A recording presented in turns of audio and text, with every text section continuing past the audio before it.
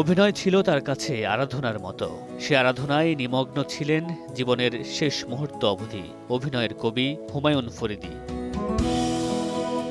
জাহাঙ্গীরনগরের মুক্তমঞ্চ আর Bailey রোডের নাটকপাড়া পেরিয়ে প্রথম টেলিভিশন নাটকে অভিনয় করেন ১৯৮০ সালে। এরপর নানা ঐতিহাসিক ও সামাজিক চরিত্রে ক্রমাগত প্রসারিত হয়েছে সে পথ, যদিও তখনও তার জন্য এক অজানা অপেক্ষায় বাংলা সিনেমার রূপালী পর্দা।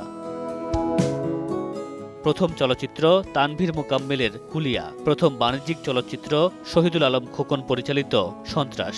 বাণিজ্যিক আর বিকল্পধারা মিলিয়ে বিচিত্র ক্যানভাসে অভিনয় করেছেন প্রায় ১৫০টি সিনেমায়। তবে বাংলা সিনেমার দুনিয়ায় খল চরিত্রে তিনি যেন অপ্রতিম। অভিনয়ের মাধ্যমে তিনি ছড়িয়েছেন জীবনের বর্ণিল আলো। ব্যক্তিগত জীবনে কত উত্থান পতন, কত রং বদল হয়েছে, তবে তার অভিনয়ে ছেদ পড়েনি এতটুকু। তাই তো বাংলা সিনেমার দর্শকের মনে চিরভাস্বর হয়ে আছে একটি নাম, হুমায়ুন ফরিদী। মামুনুর রশীদ পনেল, সময় সংবাদ, ঢাকা।